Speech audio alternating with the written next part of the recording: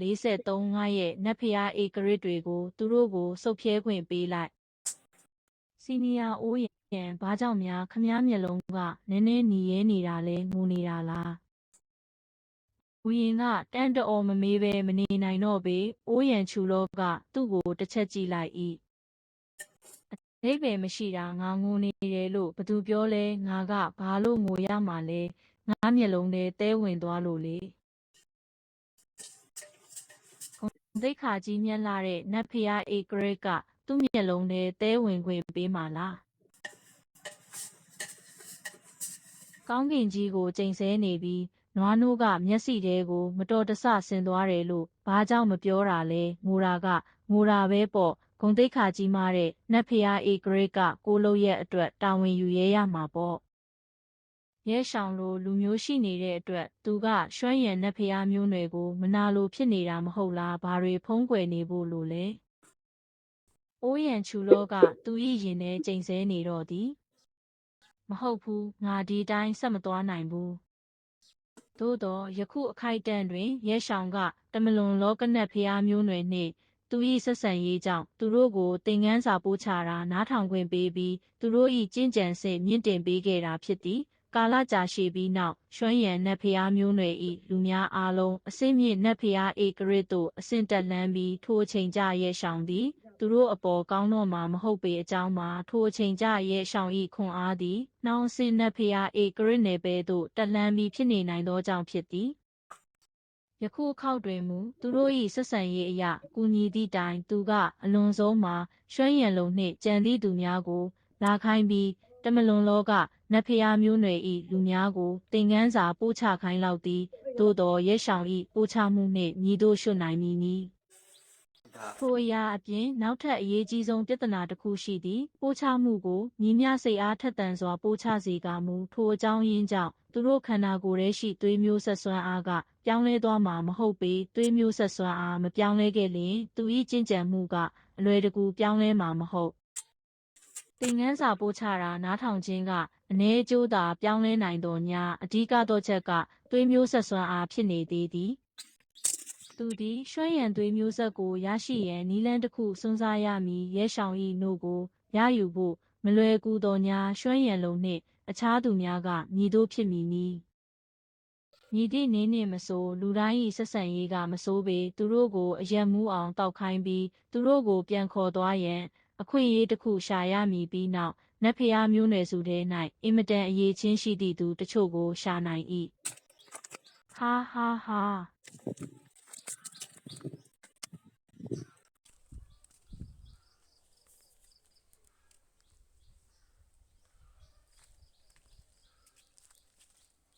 ကလေးများမွေးဖွားလာပြီးနောက်သူတို့သည်တမလွန်လောကနတ်ဖျားမျိုးနွယ်၏အခြားသောအဖွဲ့သားများ၏နောက်ထပ်မျိုးဆက်ရှိလာပြီးမျိုးဆက်တစုပြီးတစုပေါ်လာလိမ့်မည်တစ်ချိန်တည်းတွင်သူတို့ကရွှမ်းရံနတ်ဖျားမျိုးနွယ်၏အစင်းနှင့်အဖွဲ့ဝင်များကိုတမလွန်လောကနတ်ဖျားမျိုးနွယ်ထဲဝင်ခွင့်ပေးနိုင်၏ဥပမာအနေဖြင့်မိန်းကလေးများကခန်းဝင်ပစ္စည်းပို့ပေးကာယောက်ျားလေးများကတင်တောင်းကြေးနှစ်ဆပေးနိုင်သည်သူတို့ကအိမ်များနှင့်ကျင့်စဉ်များဆေးလုံးများလည်းပေးနိုင်၏မည်သည့်နည်းနှင့်မဆိုရွှမ်းရံလုံးနှင့်ကြံသည့်သူများသည်မျိုးနွယ်စုနှစ်စုကြားအစင်းနှင့်မျိုးနွယ်စုဝင်များ၏လက်ထပ်ပွဲကိုငင်းဆန်မှာမဟုတ်တာကျိန်းသေးသည်ထို့သောပြုလုပ်ခြင်းကအနည်းငယ်အကျင့်ပြတ်ရာရောက်တော်ညာသူတို့၏မျိုးဆက်များမည်သည့်ထိခိုက်မှုမှမရှိဘဲအကျိုးရှိစေမှာဖြစ်သည်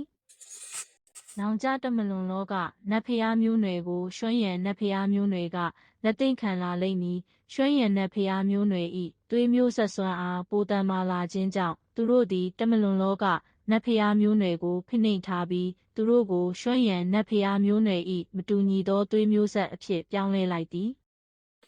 နှစ်ပေါင်းတောင်းချီကြာညောင်းပြီးနောက်တမလွန်လောကနတ်ဖျားမျိုးနွယ်၏မျိုးဆက်များသည်ရွှမ်းရံနတ်ဖျားမျိုးနွယ်၏မျိုးဆက်များဖြစ်လာလောက်သည်တိုင်းပြည်ကိုကယ်တင်ရန်ဖြစ်စေအိုးရန်ချူလောကထိုအကြောင်းကိုတွေးလေလေသူညံကောင်းသည်ဟုပိုခံစားရလေဖြစ်သည်တမလွန်လောကနတ်ဖျားမျိုးနွယ်၏မျိုးဆက်များအတွက်သူကအနာဂတ်တွင်ပျောက်ကွယ်သွားလောက်ပြီးရွှမ်းရံနတ်ဖျားမျိုးနွယ်၏မျိုးဆက်များဖြစ်လာလောက်၏သူဂရုမစိုက်ပေ တမလွန်လောကနတ်ဖျားမျိုးနွယ်ရဲ့အထောက်အထားကိုသူစားလို့ရလားအဲ့ဒါရှိနေတာဘာသုံးဝင်မှာလဲရွှဲရံနတ်ဖျားသွေးမျိုးဆက်စွမ်းအားရှိတာထက်ဘလို့လို့ပိုကောင်းပါလဲတမလွန်လောကမျိုးနွယ်ဤဘိုးဘေးများသာသူ၏အတွေးကိုသိသွားလျင်သူတို့အုပ်ကူထဲမှခုံထွက်လောက်ပြီးသူ့ကိုချီးကျူးလောက်၏မင်းတကယ်ညံကောင်းတယ်ဟာဟာဟာအိုးရန်ချူလော့ဤကောက်ကျစ်သောရေမောမှုကိုကြည့်ပြီးဝူရင်ကအနှဲငယ်ခြောက်ခြားသွားတော့သည်စီနီယာအိုးရန်ကရန်စခံရတာများလွန်းပြီးယူသွရင်းနဲ့စိတ်ရိုင်းဝင်သွားတာများလားကြောက်စရာကောင်းလိုက်တာသူနဲ့ဝေးဝေးမှာနေတာပိုကောင်းလိမ့်မယ်စူးစားနေစို့လူတိုင်းကတစုံတစ်ခုမူးမမှန်တာကိုခံစားမိလိုက်၏ဒီအရှိန်အဝါမဟုတ်ဘူးနတ်ဖျားဧကရစ်တချို့ပဲဒီတစ်ခေါက်လူတွေအများကြီးလာလိမ့်မယ်လို့မထင်ထားဘူးအဲ့လောက်အများကြီးတင်မကဘူးသူတို့တွေထဲမှာပိစမအဆင့်နတ်ဖျားဧကရစ်တွေတောင်ပါတယ်ရွှဲရံလုံးဤအမူအရာကလေးနက်တီကြည်နေ၏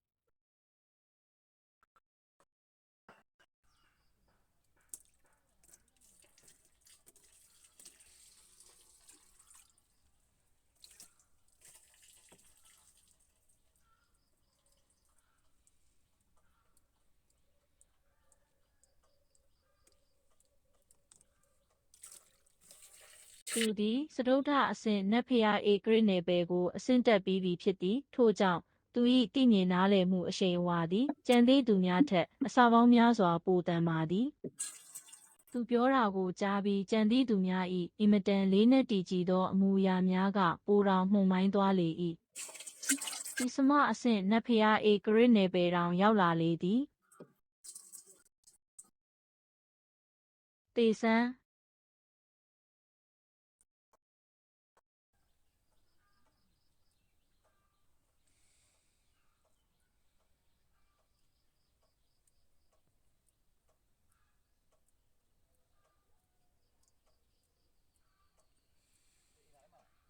ရဲရှောင်ထက်တဆင့်သာသည်သူယခုအခေါက်တွင်သူတို့ပြဿနာကြီးတက်တော့မီပုံပေါ်သည်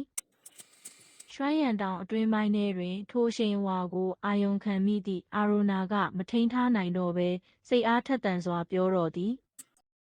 စီစာမင်းခံစားမိလားဒီအရှိန်ဝါကငါတို့နဲ့အရန်စင်တူတယ်ခွန်အားကငါတို့ထက်သာတယ်ငါတို့စီနီယာတွေရောက်လာပြီးငါတို့ကိုကယ်ဖို့ရောက်လာပြီးကွဟာဟာဟာ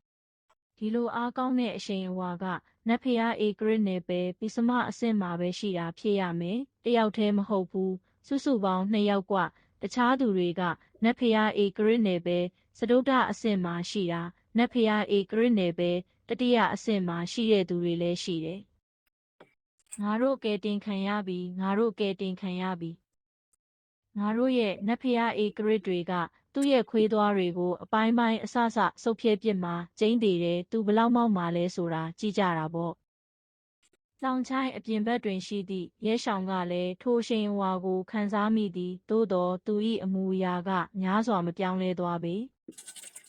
ရန်သူများကြားထဲတွင်အတန်မာဆုံးကပိစမအဆင့်နတ်ဖျားဧကရစ်ဖြစ်သည်ပိစမအဆင့်နတ်ဖျားဧကရစ်နှင့်ပါရှိသောညာလက်တွေ့တွင်မူသူတို့ထဲမှတယောက်သည်ယခင်ကဒဏ်ရာပြင်းပြင်းထန်ထန်ရထားပြီးဖြစ်သည်သူ့ကိုအခြားသောနတ်ဖျားမျိုးနွယ်စုဝင်များကဖြေရှင်းခဲ့ပုံပေါ်သည်ယခုအချိန်တွင်သူကအလွန်ဆုံးမှာဒုတိယအဆင့်နတ်ဖျားဧကရစ်၏ခွန်အားသာထုတ်နိုင်လောက်သည်ဘာမှကြောက်စရာမရှိသူတို့ကိုအပြီးသက်ရန်9မိနစ်သာလိုသည်ပြောပြီးသည်နှင့်သူရှိနေသည့်နေရာမှပျောက်ကွယ်သွားပြီဖြစ်သည်အာရိုနာသည်ရဲရှောင်၏အရှိန်အဝါကိုအာယုံခံမိပြီးရွှဲရံတောင်ပေါ်မှပျောက်ကွယ်သွားတာကိုခံစားမိ၏သူသည်စီစာကိုချက်ချင်းအော်ပြောလိုက်တော်သည်အကိုစီစာ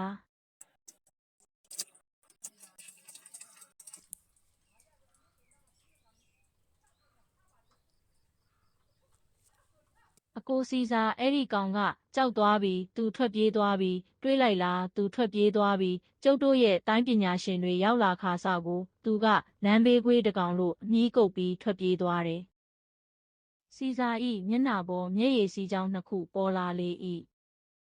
ထွက်ပြေးတာလားသူဘာကြောင့်ထွက်ပြေးမှလဲသူကအဆင့်တူတွေကြားထဲမှာပြိုင်ဘက်ကင်းတဲ့သူဒီလိုနဲ့ဆိုတစ်ဖက်သူရဲ့ကြင်ကြံစင်ကသူ့ထက်တဆင်းမြင့်နေရင်တောင်အသုံးမဝင်တော့ဘူးဟုတ်တယ်မလား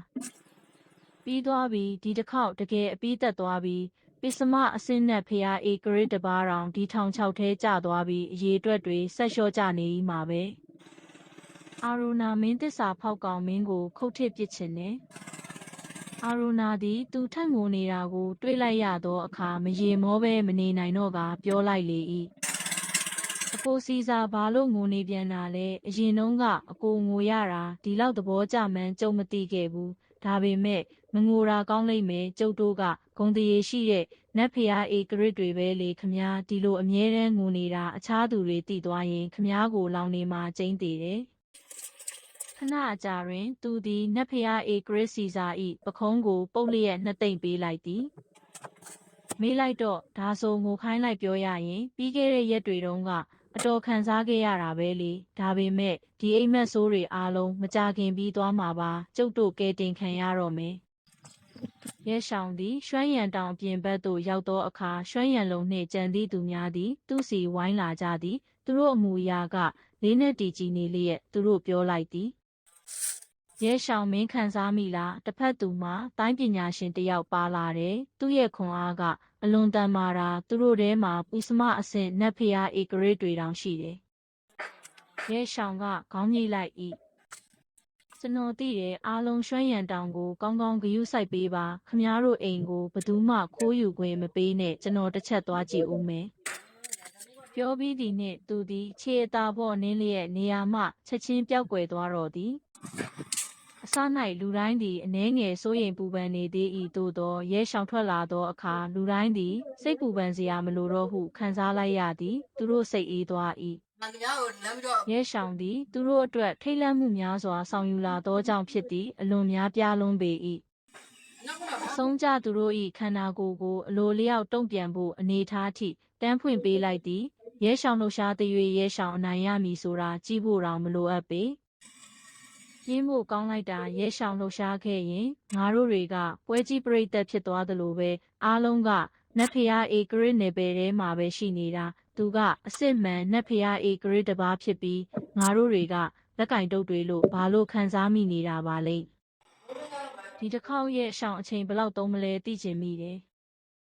ခံမှန်းကြည့်တာပေါ့အမွှေးတိုင်တစ်ချောင်းစာလား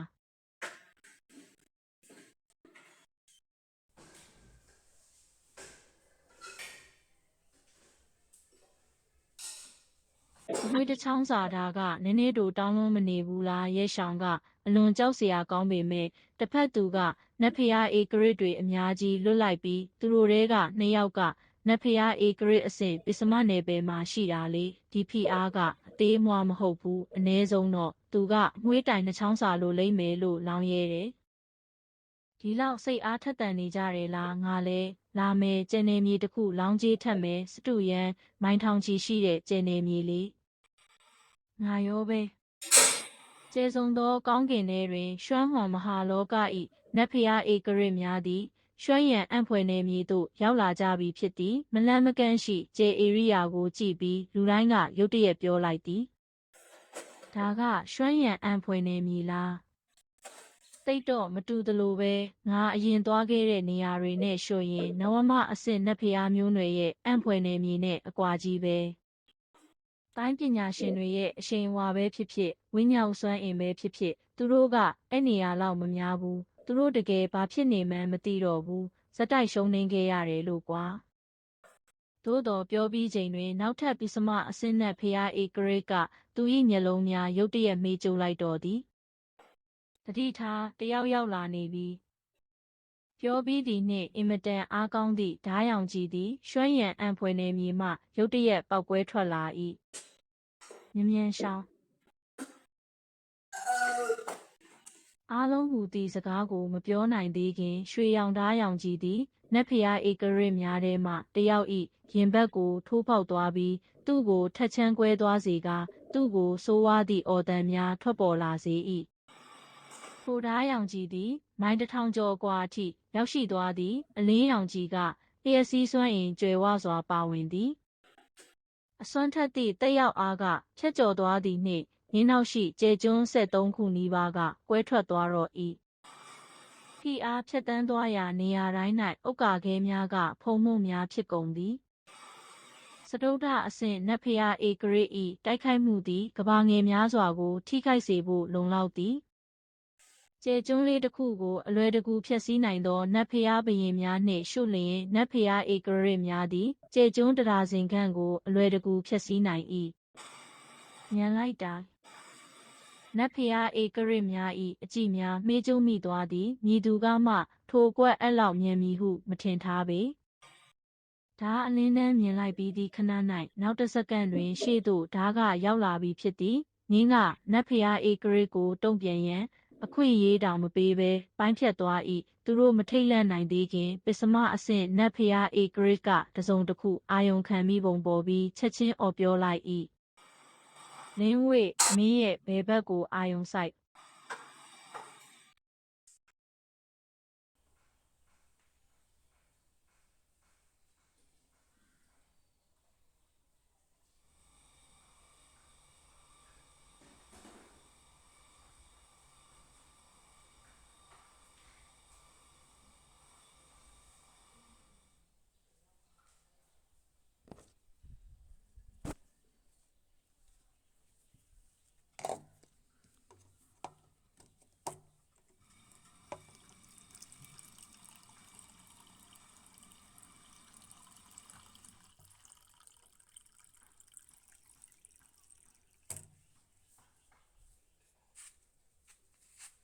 လင်းဝေးကတတိယအဆင့်နတ်ဖျားဧကရစ်ဖြစ်သည်သူမကထိုစကားကိုပြီးအောင်နားမထောင်ရသေးခင်တစ်ဖက်သူကသူမနာမည်ကိုခေါ်တာကြားချိန်၌စတင်လှုပ်ရှားပြီးဖြစ်သည်နတ်ဖျားဧကရစ်တစ်ပါး၏တုံ့ပြန်မှုကမြန်လွန်းသောကြောင့်ကြက်သီးများထစေသည်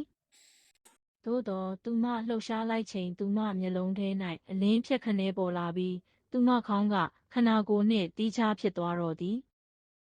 အပိုင်း943 ပြီး